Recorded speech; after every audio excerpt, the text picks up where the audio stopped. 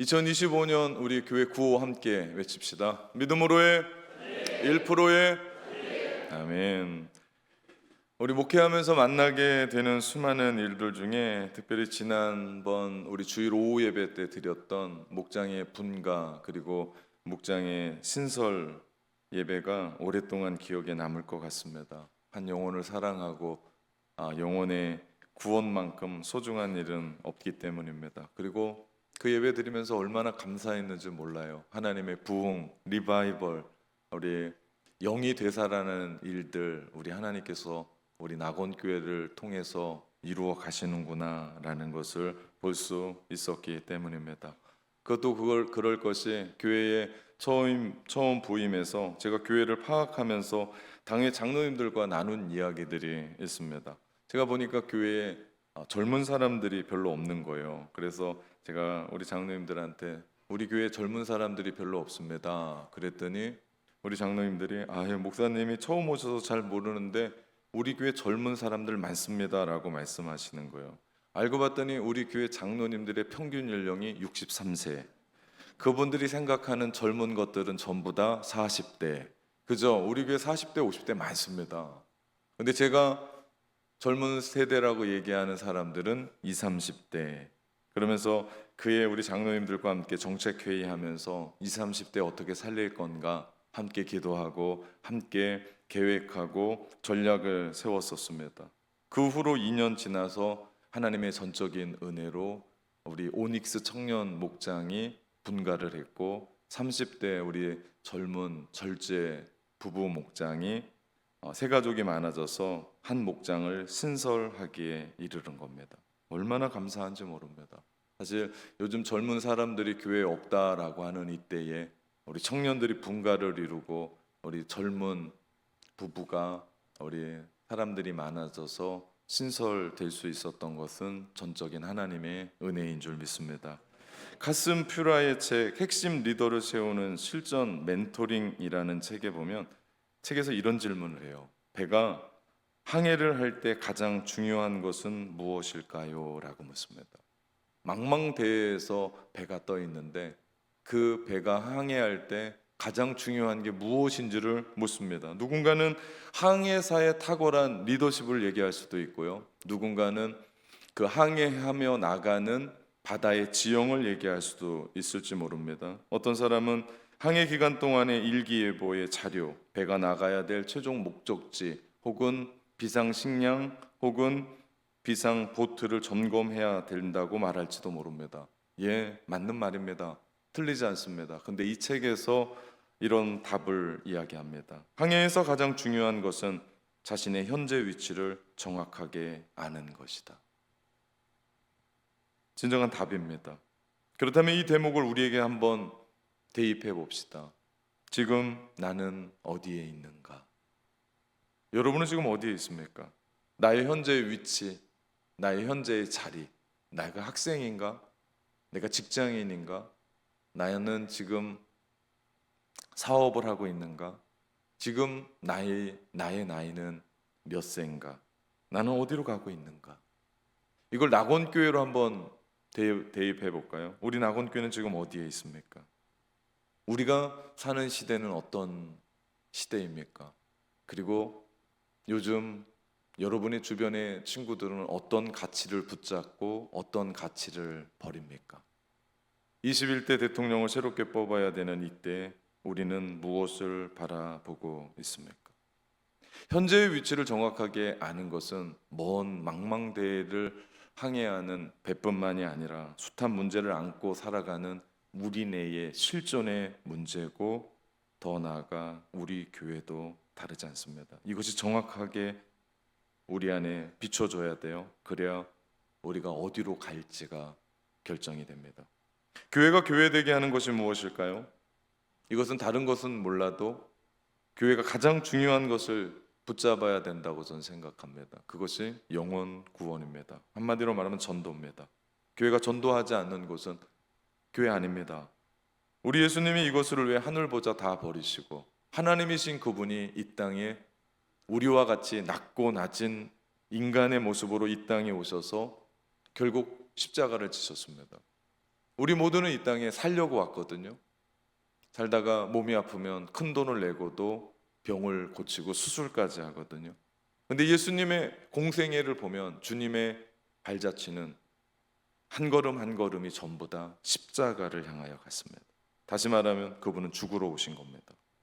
이 길밖에는 죄에 빠진 인간을 구원할 수 없기에, 그것이 하나님의 뜻이었고, 하나님은 온 세상을 구원하고자 인류의 구원의 계획을 세우셨고, 그 인류의 구원 계획 속에는 죄 없으신 주님이 이 땅에 인간의 몸을 입고 오셔서 인간의 죄를 뒤집으시고 인간 대신 죽어야만 했던 것입니다. 그 결과 우리는 예수 때문에 구속곧 죄사함을 받게 되었고, 인생을 살아가면서 어렵고 힘들지만 삶의 의미를 찾았고, 더 나아가 세상은 엉망이고 분주하고 복잡할지 모르지만 우리는 하늘로부터 우리 가운데 부어주시는 평화를 맛보며 사는 줄 믿습니다. 죄로 말미암아 죽을 수밖에 없었고 지옥에나 갈 수밖에 없었던 우리를 하나님의 강권적인 은혜로 우리를 구원해 주셔서 천국으로 가는 희망을 우리 가운데 보여주셨습니다. 우리는 이 일을 준비하기 위해서 우리 특별히 새생명 축제, 5.25 새생명 축제 5월 25일, 우리는 이 기쁜 소식을 전하고자 함께 온 공동체가 몇 달을 달려왔습니다. 미라클 50일 작정 기도에 우리가 함께 기도했었던 그 숱한 세월은 다름 아니라 한 영혼에 대한 집중이었고, 매 새벽마다 우리는 50일 동안 하나님 앞에 올려드리는 나의 VIP 전도 대상자를 그 이름을 외치며 기도했고, 하나님, 이들이 나의 부모입니다. 이들이 나의 형제입니다. 이들이 내 자녀고 내 남편이고 내 아내고 나의 이웃이고 나의 친구고 동료입니다. 하나님, 구원하여 주옵소서. 우리가 그렇게 기도했고, 그리고 우리는 조그마한 선물을 하나 준비해서 그들에게 전달했고, 그리고 5월 한 달에는 우리는 차 한 잔을 마시며 나의 VIP 우리 전도 대상자에게 내가 어떻게 예수님을 만났는지에 대한 간증을 담아서 그들에게 예수님을 전하기도 했습니다. 드디어 우리는 다음 주 새생명 축제를 열게 됩니다. 우리는 전할 뿐이에요. 열매를 거두시게 하시고 그 사람을 만지셔서 교회에 오고 가게 하시는 분은 하나님이십니다. 물론 우리는 끝까지 기도합니다. 안 나와도 된다는 얘기가 아니라 우리는 끝까지 기도하면서 하나님이 하신 처분을 기다립니다. 그리고 기도한 대로 우리는 주님 앞에 맡깁니다. 내 욕심껏 열매 나이가 먹겠습니다가 아니라 우리는 하나님이 우리 가운데 주셨던 복음 전도의 사명을 감당할 뿐입니다. 그때 하나님께서 반드시 하나님의 때에 열매 맺으실 줄 믿습니다. 우리는 계속해서 사도행전의 말씀을 나누고 있어요. 우리 지난 시간 바울이 예루살렘에서 자신의 간증으로 복음을 전하다가 유대인들에게 오해를 받음으로 말미암아 죽을 지경이 됐어요. 전부 다 돌을 들고 바울을 죽이려고 했을 때 로마의 군인 천부장이 와서 그 사태를 마무리하고, 비록 사도 바울이 체포되어 구금되어 끌려갔지만 극적으로 그곳에서 빠져나왔고 유대인의 고발로 말미암아 지금은 공회 앞에 서 있습니다.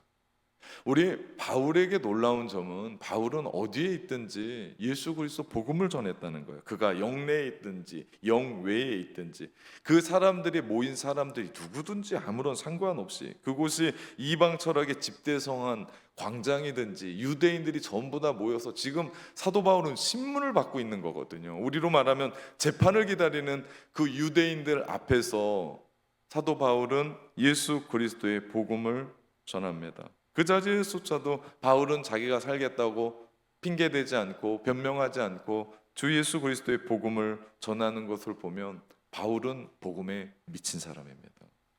그리고 대제사장 앞에서 그리고 그 공회 앞에서 그는 자신을 신문하는 사람들에게 얼마나 당당한지 몰라요. 오늘 사도행전 23장을 읽다 보면 사도 바울이 누군지를 우리는 보게 됩니다. 이것이요 복음을 간직한 사람의 마음이고 이것이 복음을 누리고 살아가는 사람들의 특징입니다. 그 어느 곳에도 기죽었다는 얘기가 없어요. 그 어느 곳에도 주눅 들었다는 얘기가 없어요. 지금 신문을 누가 하고 있는지 모를 정도로 사도 바울은 복음을 들고 당당합니다. 왜냐하면 이유가 있습니다. 사도 바울이 전하고자 했던 복음은 사도 바울의 생각도 아니고 사도 바울이 배워서 이야기하는 것도 아니고 사도 바울의 논리가 아닌 하나님의 능력, 복음 그 자체이었기 때문에 우리 역시도 마찬가지입니다. 이 땅에 복음을 전하면서 내 생각, 나의 얘기가 아니에요. 하나님이 온 인류를 구원하시고자 하는 기쁜 소식. 모든 인류가 죽었거든요. 죄로 말미암아 지옥 갈 수 없는 그 때에 하나님께서 복음을 우리 가운데 말씀하셔서 우리를 살리셨던 그 이야기를 담담하게, 담대하게, 당당하게 주눅들지 않고 기죽지 않고 같이 우리 함께 신앙생활하고 함께 구원받자. 당신을 하나님이 사랑하십니다.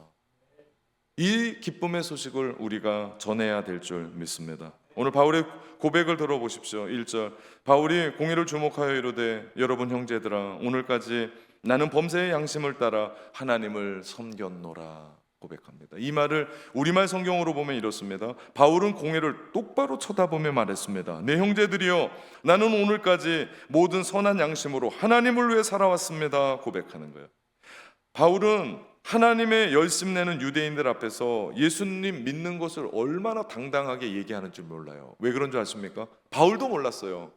그 예수님이 하나님이신 걸 몰랐어요.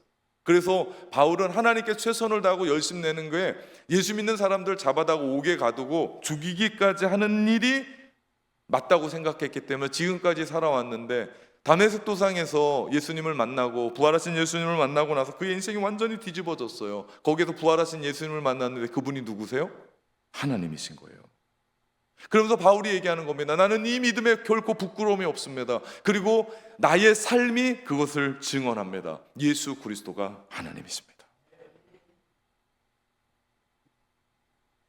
그러나 바울의 말과 행동을 보면서 유대인들이 반대합니다. 대제사장, 그 당시에 대제사장이었던 아나니아가 바울의 입을 치라고 얘기합니다. 그때 바울이 얘기합니다. 3절에 바울이 이르되 회칠한 담이여 하나님이 너를 치시리로다. 바울은 그를 향하여 회칠한 담이라고 말하며 하나님이 율법대로 너를 심판하실 거라고 얘기합니다. 이것이 지금 유대인을 향한 바울의 도전이었습니다.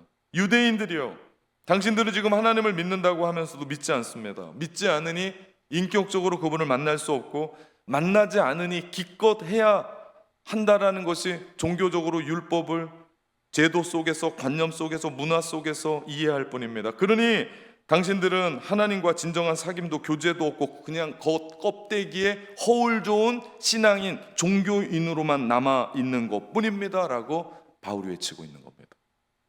그것을 한마디로 정의한 용어가 회칠한 담입니다. 이 단어는 말 그대로 석회를 이용해서 흙에다 담을 만들어서 허옇게 칠하는데 멀리서 보면 담 같아요. 근데 이 담이 거짓이에요. 곧 무너져요. 그냥 담 같은데 담이 아닌 바람만 후 불어도 날아갈 것 같은 속과 겉이 다른 그런 이중의 모습을 이야기하며 겉으로 볼 땐 멀쩡한데 그 안은 전부 다 썩어버린 곧 무너질 그 이야기를 합니다. 회칠한 담이라고 얘기해요. 우리가 알듯이 담은요, 담을 세워놓으면 외부와 내부를 막습니다. 밖에서는 안을 보지 못해요. 안에서도 밖을 보지 못하는 것이 담입니다. 즉 이 모습은 바리새인 스스로 쳐놓은 담이에요. 영적인 것으로는 관심이 있는데 그것으로 실제 나의 삶은 보이지 않는 담.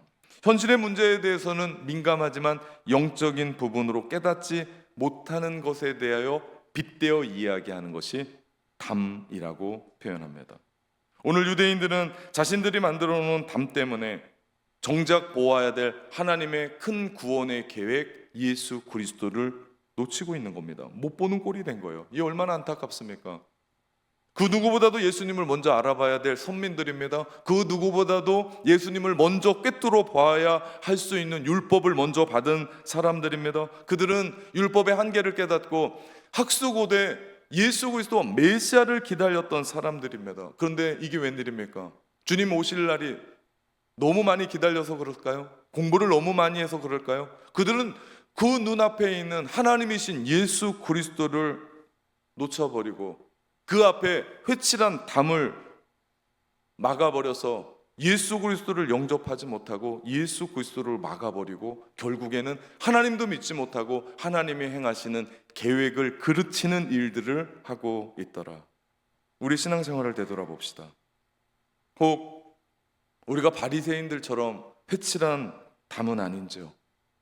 언제 어디서부터인가 이상하리만큼 딱딱하게 굳어있고 경직되어 있고 더 이상 성령이 불어넣으시는 새로운 영감은 어디 갔나 없고 주님이 원하시는 뜻과는 전혀 상관없이 신앙생활하고 있는 나의 모습은 아닌지요? 혹 본질의 눈을 뜨고 진리를 붙잡고 살아임에도 불구하고 비본질에 대한 그래도 인생 살아야 되지 않겠나, 그래도 목구멍이 포도청 아닌가 그러면서 그거 집착하고 내가 살아가고 있지 않은지, 그래서 내 스스로 만든 그 회칠한 담 앞에서, 그것이 율법의 제도 안에서 전통이라고 했던 그늘 아래서 늘 해왔던 신앙생활 안에서 내가 교회 와서 예배 드리는데 내 마음 가운데는 아무런 의미가 없고 내 마음대엔 기쁨이 없고 자유를 누리지 못한 채 내 눈에는 또 누군가의 잘못이 보여져서 그들을 정죄하고 혹은 그를 비판하고 그러면서도 내 마음 가운데 다른 헛된 것에 에너지와 힘을 전부 다 소진함으로 말미암아 진정한 본질에 대해서는 힘을 내지 못하고 살아가는 우리의 현 주소는 아닌지요?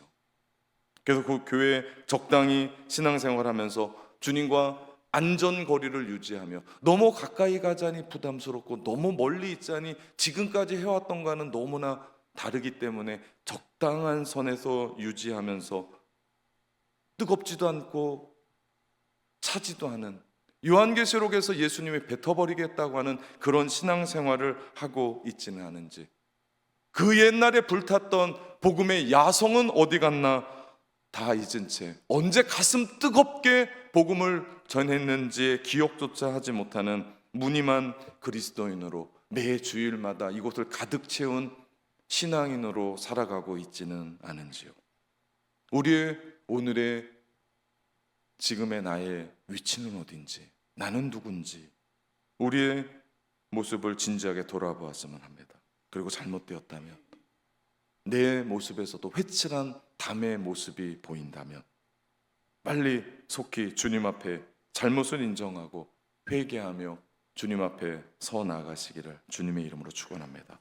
그러지 않으면 우리는 또 바리새인과 사두개인들처럼 본질이 아닌 것에 쓸데없는 것으로 싸울 수밖에 없다는 것을 알아야 돼요. 둘 다 틀렸습니다.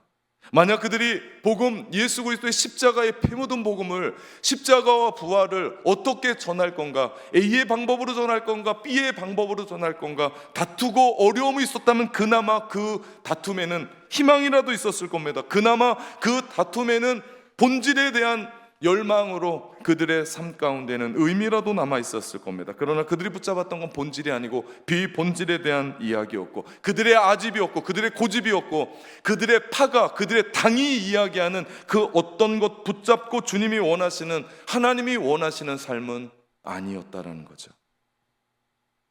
혹 이것이 오늘날 신앙생활하는 나의 모습은 아닙니까?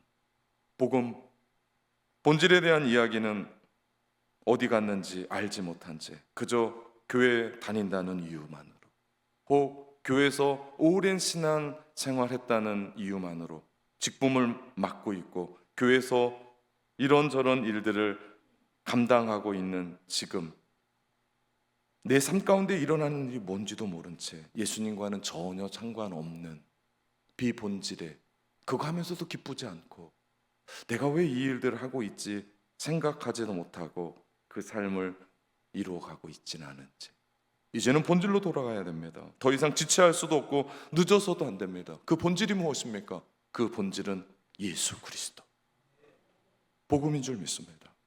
예수 그리스도께서 이 땅에 나 하나 살려보시려고 하나님이신 그분이 인간의 몸을 입고 낮고 천한 이 땅에 같이 오셔서 우리를 위해 죽으시고 부활하셨던 그분이 나를 위해 죽으셨을 때 내가 선인도 아니었고 의인도 아니었고 그렇다고 하나님을 위해 살았던 사람도 아닌 더 처절하게 하나님과 원수되었던 그 삶을 살고 있었을 때 주님이 우리에게 사랑한다 손 내미시며 죽었던 우리를, 아니 지옥을 향하여 날려갔던 우리에게 손 내미시며 우리를 하나님의 강권적인 은혜로 구원하셔서 우리는 살게 되었습니다. 이 기쁜 소식, 이 소식을 우리는 목숨 걸고 전해야 되는 줄 믿습니다. 만방에 알려야 됩니다.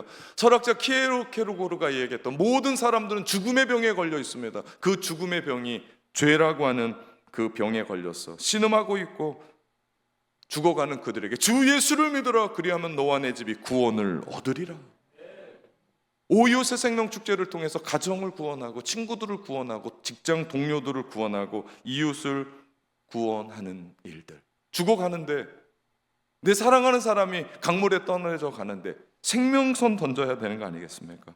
생명줄 던져야 되는 거 아니겠습니까? 어떻게 그냥 떠내려 가서 죽어가는 그들을 그냥 바라보면서 웃고 앉아 있겠습니까? 아니요. 그들을 향해 내가 들어가야 되는 거 아니겠습니까? 그들을 향해 생명줄 던져서 그들을 구원해 내야 되는 줄 믿습니다. 복음 중에 복음, 요한복음 3장 16절, 하나님이 세상을 이처럼 사랑하사 독생자를 주셨으니 이는 그를 믿는 자마다 멸망하지 않고 영생을 얻게 하려 하심이라. 하나님이 세상을 이처럼 사랑하셨습니다. 그게 무엇입니까? 예수 그리스도의 십자가입니다. 우리를 위해서 수치를 마다하지 않으시고 고통을 참으시고 시로라기 하나 거치지 않으시고 십자가에서 물과 피를 다 쏟으시기까지 찍어 죽으셨던 분. 왜 그랬습니까? 우리의 죄 때문에. 우리 죄로 말미암아 내가 그렇게 죽어야 되는데 우리를 그렇게 사랑하셔서 우리를 위해 그렇게 죽으셨던 이처럼 사랑하사 우리 하나님이 원하시는 건 다른 거 아닙니다. 이를 믿는 자마다 믿으면 구원받습니다. 믿으면 멸망하지 않습니다. 믿으면 하나님의 구원이 우리의 것인 줄 믿습니다. 이것이 복음입니다. 우리가 이것을 전하는 겁니다. 이 기쁜 소식을 아직도 듣지 못한 가족들에게, 남편에게, 아내에게, 자식에게, 이웃에게, 친척에게, 부모님에게, 직장 동료에게, 나의 사랑하는 연인에게. 왜 그렇습니까? 내가 복음의 수혜자이기 때문에. 내가 그 복음으로 살았습니다. 내가 그 복음을 믿고 인생의 희망이라는 걸 보았습니다. 해도 안 됐었던 우리의 인생 가운데 예수 그리스도가 내 안에 들어오심으로 말미암아 내 인생이 새롭게 태어났습니다. 회복되었습니다. 나는 살았습니다. 나는 영원한 하나님의 백성입니다. 이 복음을 전하는 5.25 새생명 축제, 우리가 전해야 돼요. 죽어가는 사람들, 지옥 가는 사람들, 모든 사람이 세상의 바이러스로 말미암아 죽어가는, 그래서 세상의 욕심을 가지고 세상의 가치를 가지고 돈하며 죽어갑니다. 욕심하며 살아갑니다. 못 먹어도 고라고 얘기하고 남의 떡이 더 맛있다고 생각해서 살아가는 그들의 가치, 바이러스에 오염돼서 뭐가 뭔지 진리가 뭔지 모르며 타락하는 그들에게 백신 예수 그리스도, 그들에게 접종해주고 그들을 살게 하고 그 바이러스로부터 해방시키며 그 죄로 말미암아 죽어갔던 그 병에서 끄집어내는 예수 그리스도 백신을, 우리가 무료 백신을 전하고 복음을 전하고 그들로 하여금 생명선 타고 예수 그리스도로 말미암아 구원받게 해야 될 의무가, 책임이 우리 가운데 있는 줄 믿습니다. 그 복음을 전하는 날, 그날이 새생명 축제입니다. 특별히 우리는 함께 기도하면서 5.25 새생명 축제를 준비하며 여기까지 왔습니다. 한 주 남았습니다. 더 기도하면서 하나님이 준비시켜 주실 그 영혼을 맞이해야 할 줄 믿습니다. 오늘 본문에 보면 바울에게 하나님은 또 다른 소명을 주십니다. 다르지 않아요. 11절 말씀해 보니까 그날 밤에 주께서 바울 곁에 서서 이르시되 담대하라, 내가 예루살렘에서 나의 일을 증언한 것 같이 로마에서도 증언하여야 하리라. 로마로 갈 것을 말씀하세요. 이유는 정확합니다. 내가 예루살렘에서 나의 일을 증언한 것 같이, 복음 전한 것 같이 로마에 가서도 복음을 전해야 하리라. 우리 교회가 이번에 6월 2일부터 11일까지 성지순례로 갑니다. 그 주제가 로마도 보아야 하리니라는, 바로 바울이 갔었던 그 로마의 길을 함께 따라 복음의 길을 걸어가려고 합니다. 죽기를 작정하고 걸어갔던 그 길, 우리 순례자 28명과 함께 바울을 이끄셨던 성령님을 그곳에 가서 만나고자 합니다. 바울은 그곳에서 복음을 전하러 죄수의 몸으로 체포되어 갔다가 주님의 뜻대로 그곳에서 복음을 전하고 결국에는 로마에서 참수형을 당하고 죽습니다. 요즘 전도 안 된다고 얘기합니다. 요즘 시대가 전도 실패하는 시대라고 얘기합니다. 요즘 전도할 때냐라고 묻습니다. 그저 교회 문단속 잘하고 있는 사람들 잘 행복하게 해야 된다라고 말합니다. 여러분, 다 거짓말입니다. 교묘한 사탄의 속삭임입니다. 구원받을 만한 사람은 어떤 때, 어떤 시대, 어떤 환경에서도 전쟁통에서라도 구원받습니다. 이럴 때 교회가 새롭게 은혜 받는 사람들이 일어나서 한 시대, 한 문화, 한 사람이 일어나서 복음을 전하고 이 시대를 깨워야 될 줄 믿습니다. 생각해보면 언제 교회가 좋을 때 있었습니까? 언제 문제 하나도 없었을 때가 있었습니까? 전도하면 사람들이 줄을 설 때가 있었습니까? 늘 교회는 위기였고 풍전등화였고 늘 힘들었고 어려웠고 폭풍의 전야와도 같았습니다. 그런데 그거 아십니까? 시대마다 그때마다 복음은 하나님의 능력이었고 그 능력은 한 사람을 깨우고 한 교회를 깨우고 시대를 깨우고 지역을 깨우고 나라를 깨운 줄 믿습니다. 우리가 새생명 축제 여는 이유가 여기 있습니다. 한 영혼을 구원함에 있습니다. 여러분, 그거 아십니까? 한 가정의 아버지가 살면 자녀들이 변합니다. 자녀들이 변하면 그들이 복음으로 말미암아 하나님 주신 비전으로 살아가고, 그러면 그들 공부하지 말라고 해도 공부하고 그들의 미래를 찾아갑니다. 그러면 그 가정이 깨지겠습니까? 아니요. 그 가정 꼭 붙잡고 하나님이 그 가정, 사회의 가장 기초의 단위 가정이 변하기 시작하니까 마을이 변하고 사회가 변하고 지역이 변하고 결국은 교회가 변하고 결국은 한 시대, 한 나라가, 한 민족이 변화되는 줄 믿습니다. 우리가 언제까지 일을 해야 됩니까? 주님 다시 오실 때까지. 우리 인생에는요, 종말이 두 가지가 있습니다. 하나는 주님 다시 오실 때, 또 하나는요, 우리의 곳곳에서 호흡이 끝날 때. 이것이 우리가 맞는 종말입니다. 그때까지, 둘 중에 하나, 그때까지 우리는 땅끝까지 복음의 증인들이라고 하는 주님의 말씀 붙잡고 우리는 복음을 전해야 될 사명이 있는 줄 믿습니다. 그 일을 하라고 하나님이 저와 여러분을 낙원교회로 부르신 줄 믿습니다. 그렇다면 우리가 하나님의 나라의 현장을 이루어가며 낙원교회 공동체에서 하나님의 소명, 하나님의 사명으로 오직 복음을 이웃에게, 가족에게 전해야 될 줄 믿습니다. 그렇게 복음 전할 때 성령님이 여러분과 영원히 함께 하실 줄 믿습니다. 사랑하는 성도 여러분, 담대하게